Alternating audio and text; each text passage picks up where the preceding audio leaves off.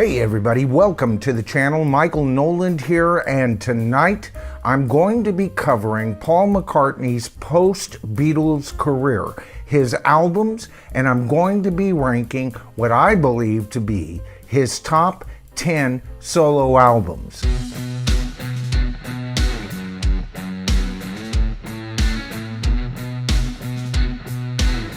Now, by solo, pretty much what I'm doing here is I'm talking about the studio albums that Paul McCartney wrote new music for, whether he was with the band Wings or as a solo artist. And what I've come up with is kind of an interesting mix of albums. First of all, if your favorite Paul McCartney album isn't on this list, there are some honorable mentions on this list for sure. Flowers in the Dirt barely missed the list. Egypt Station, another recent album by McCartney that I liked a whole lot, didn't quite make it. Both McCartney 2 and McCartney 3, both excellent albums, yet not quite what I needed for this list. Another major seller for McCartney was Speed of Sound, and this is highly regarded by a lot of Wings fans, and I do understand it not being on this list, especially with a couple that I've chosen, might not sit well with everybody who watches the video. And finally, a Wings album that didn't quite make the list also, although it's a personal favorite of mine, and that is Red Rose Speedway. Now, originally, Red Rose Speedway was supposed to be a double album, and it's only been recent that we've been able to take a look at what that album would have sounded like, and alls I can say is if Red Rose Speedway had been released as a double album, it would not only have made this top 10 list, but I think it would have also rated quite high. Now, you know, when I finished looking at this list, I couldn't help but notice there are two pre-Wings albums on this list. There are 4 Wings albums on this list, and then there are 4 McCartney solo albums post-Wings on this list. So I think I have a pretty good and fair representation of McCartney's top work. All right, so in my number 10 spot comes one that a lot of people are not even going to agree should be on this list, and that is what I consider to be one of Paul McCartney's top 10 best albums, and that of course is Press to Play. Now, Press to Play was released in 1986, and this was the first album to contain brand new McCartney music since Pipes of Peace in 1983. This was the first time that he had multiple years between albums. Now, McCartney chose to work with Hugh Padgham, a producer who had worked with the Police and many other hot 80s bands. And you can tell McCartney on this album is trying to achieve a contemporary sound. But not only that, the material on this album, he really does some of his finest work, but for the first time in a long time, he's actively working with a co-writer. Eric Stewart from the band TCC helped him out write at least 8 songs that wound up on this album. The album's artwork, a photo taken of Paul and Linda, done in an old black and white Hollywood-style photograph by famed Hollywood photographer George Hurrell. The highlights on side 1, of course, are the opening track Stranglehold, as well as Good Times Coming, Feel the Sun, and Footprints. As well as the highlights on side 2, the single that came with this album, Press, as well as my favorite track on the album, Pretty Little Head. I also love the song Angry. Here, McCartney strips everything down, getting almost punkish and just saying what's on his mind. Love it. All right, so at the number 9 spot, an album that was recorded fairly late in Paul McCartney's career and one of his very best. I'm talking about the magnificent Memory Almost Full. All right, so McCartney started recording this album prior to even starting recording his much lauded album, Chaos and Creation in the Backyard. An album that, if you ask me, is overblown in every sense of the word. Yes, there are some wonderful McCartney classics on Creation, but as an album overall, for me, it was a bit of a snore fest. No, as far as I'm concerned, he should have put this album out right away early. Instead, this album came out in the year 2007. The album starts off with, in my opinion, another classic Rooty Tooty tune from Paul McCartney, the wonderful Dance Tonight, a song that McCartney wrote on his mandolin, followed by the reflective ever-present Past, and then See Your Sunshine, a song that almost sounds like it comes from a Wings outtake. You can almost hear Linda's vocals. Other songs of reflection, That Was Me, wonderful, and one of my personal favorite McCartney tunes of all time. And it's almost a comic book version of Eleanor Rigby, the wonderful Mr. Bellamy. And like most of Paul McCartney's very best albums, we have Paul writing one of his very best piano ballads in the vein of Hey Jude, Let It Be, Long Winding Road, only this time it is the wonderful House of Wax. All right, that leads us to number 8, and at number 8, I choose Paul McCartney's wonderful Flaming Pie. The recordings for this album took over 2 years prior to its release in 1997. There are also a couple of cuts that were recorded as early as 1992. Now we're starting to talk about some of Paul's very strongest albums and his very strongest material. He started recording this album right after he had spent a couple of years involved in the Beatles anthology project. Of course, during that process, he got to know producer and frontman for ELO, Electric Light Orchestra, Jeff Lynne, a little better. Prior to that, Jeff Lynne had always been a compadre of George Harrison, but McCartney saw his whole approach in production and took him on with some of these recordings. This album actually has 3 producers, McCartney producing a couple of tracks, George Martin producing a couple of tracks, and then Jeff Lynne producing the bulk of the album. You know, as far as highlights go for this album, just start at track 1 and listen to the thing all the way through. The whole album is wonderful, although there are a couple of just extra special acoustic guitar-driven ballads on this album by Paul. Of course, I'm talking about the wonderful Calico Skies and Little Willow. This album is a study in Paul McCartney, the songwriter. All right, next up, I know I'm going to get a lot of disagreement for even including this album on this list, and you know what? I don't even know why. You know, I can't understand why this album wasn't an immediate hit, and of course I'm talking about Wings' very last album, Back to the Egg. You know, this album and Press to Play, I've always felt these were 2 albums that McCartney really truly strived to expand his boundaries a bit as not only a musician, but as a songwriter. You know, on this album, the highlights are all over the place. Open Tonight, Spin It On, Sir of Siam, Arrow Through Me, Winter Rose, not to even mention the fabulous, mostly instrumental Rockestra, a track that, by the way, included just about everybody who was anybody in the music industry playing on that track. Now, if you've listened to this album and didn't get it, I'll tell you what you do. You take a look at the special that was filmed specifically for this album. It'll give you a visual clue as to what exactly McCartney was going for on this album. You know, the second this album came out, I was excited about it. I would share it with everybody, and nobody seemed to get it. But you know, in recent years, I've noticed a trend. There are those who are starting to reassess this album.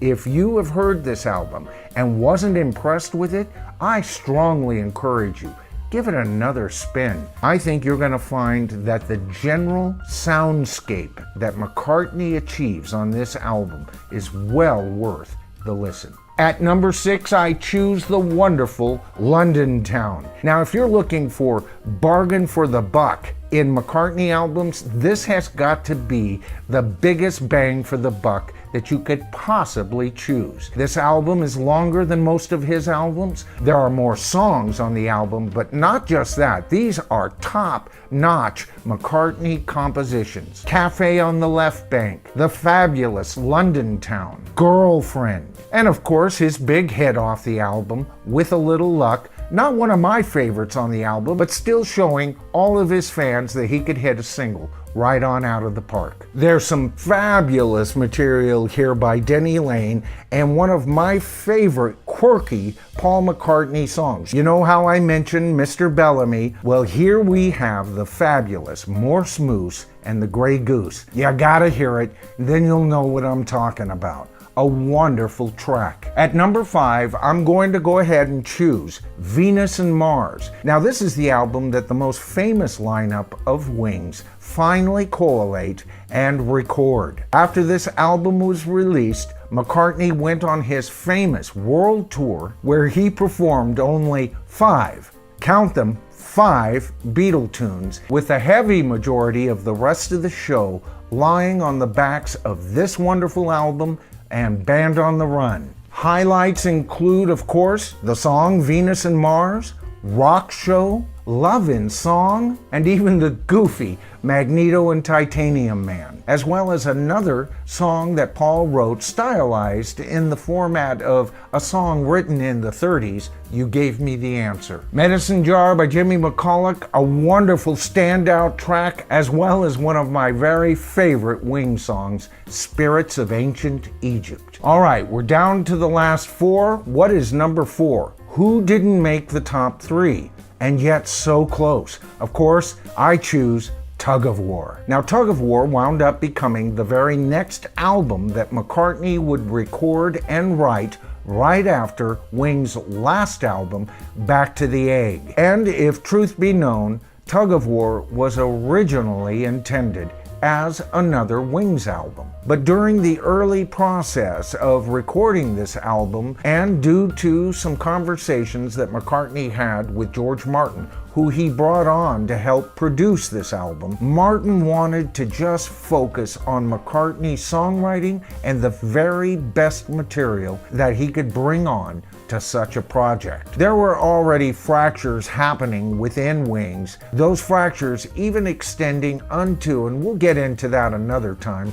Denny Laine at this point. But there are still a couple of tracks that Laine plays on this album. You know, when this album came out, I felt like, wow, this was the first time in a long time that McCartney almost approached his music as a Beatle. It was certainly a departure from anything he had done with Wings, and there are some magnificent moments on this album. You know, the title track, Tug of War, in my opinion, is one of Paul McCartney's grandest compositions out of his entire career. I think this song is on the level of the magnificent Eleanor Rigby, and if you've watched any of my videos on the Beatles, you'll know Eleanor Rigby is my favorite Beatle track. Not only is George Martin back in the fold, but he even gets down to playing some keyboards, just like he did back in the days when he worked with the Beatles. Here we have the magnificent and reflective and very sad Here Today,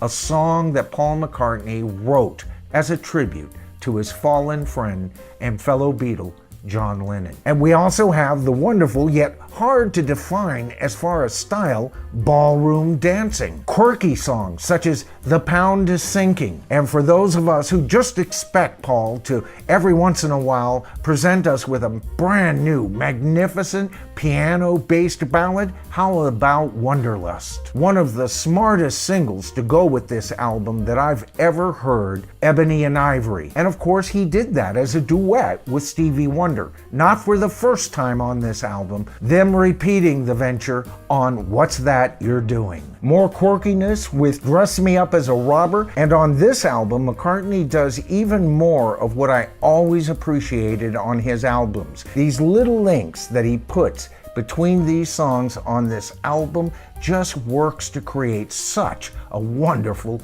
atmosphere. All right, that gets us down to the big three, and my third choice is probably going to disappoint a few of you. Most fans would probably say that the best album that Paul McCartney ever put out was Band on the Run, and it is a wonderful album, but it does hold the number 3 spot on my list tonight. Recorded under some of the most strenuous conditions in Africa, bad weather, being robbed at one point, having a cassette of his music stolen, so therefore he had to remember his songs. Recorded in a studio that was only half finished, they even got in and built their own sound baffles just to get the sound McCartney heard in his head. And the band members were down to only 3. 2 members quitting just before the band left for Lagos to record this album. And yet what do we have?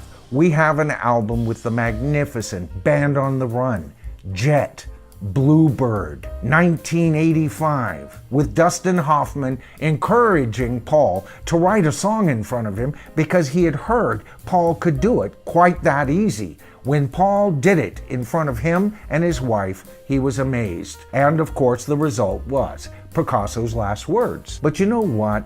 A lot of people who cover this album, they don't bring up something that to me and my ears is very obvious. There is a ton of Denny Laine influence on this album. I hear songs he probably started. You know, like he started and wrote most of Mull of Kintyre, Paul McCartney later buying his end out. You know, I think the strength of this album is that there was a slow rebuilding of Paul McCartney's confidence as a songwriter through the early years of Wings and on. All right, so that leads us to the number 2 spot. What album could possibly beat Band on the Run? Well, Ram, of course. You know, Ram, when you really listen to it, I feel is a much stronger effort by Paul McCartney. From the absolute rock and roll of Too Many People to one of his biggest hits ever, Uncle Albert and Admiral Halsey, as well as the greatest teenage love predicament song since Wake Up Little Susie,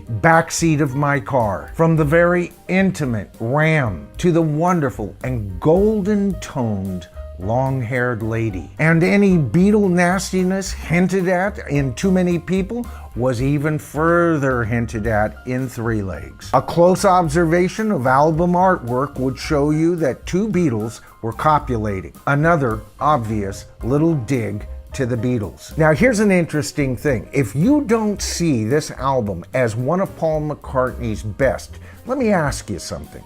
Was it because you read in Rolling Stone that it was a lousy album? Did you know that the original critique of this album was actually very favorable in Rolling Stone? That's right, again, Jan Wenner strikes. Of course, with his nose being firmly planted right up the cheeks of John Lennon's ass. Okay, so at number 1, I have chosen Paul McCartney's very first solo album, McCartney. Now here's another album that when it first came out got tons of negative press. It certainly didn't hurt its sales. It sold well against Let It Be. Now a lot of people say, yeah, well that's because it was McCartney's name and everybody just thought it'd be good and so they went out and bought it and then they never played it. Wrong. Now the reason that I have chosen this album over the excellent Band on the Run and the even better Ram is because of its intimacy. Here we have recordings, not as many as Paul would have you think, that were recorded at home. You see, Paul had bought himself a Studer 4-track machine and had brought it into his home there on Cavendish Avenue and had a very simple approach to recording this album. He would grab a guitar cable and go from his guitar and through direct injection right into the tape recorder, he would get this ultra clean yet non-distorted sound. Now do you understand why decades later people are re-evaluating this album? You see, that's considered a lo-fi approach. And you know what? To my memory, lo-fi became really popular as an artistic art form really in the 90s, and that's where people started re-evaluating this wonderful album.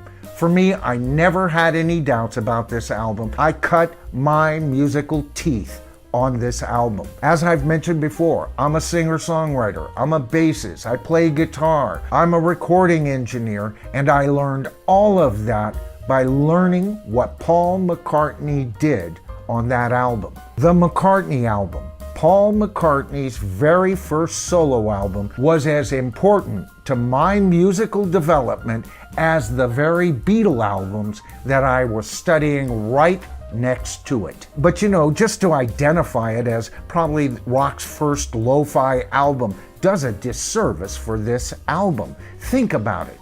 Maybe I'm Amazed, Every Night, Sing Along Junk, Teddy Boy, along with a couple of tastefully done rock instrumentals and the wonderfully explorative Creen Accord. You know, if you haven't heard Creen Accord, get that track out and give it a listen and ask yourself, this is Paul McCartney?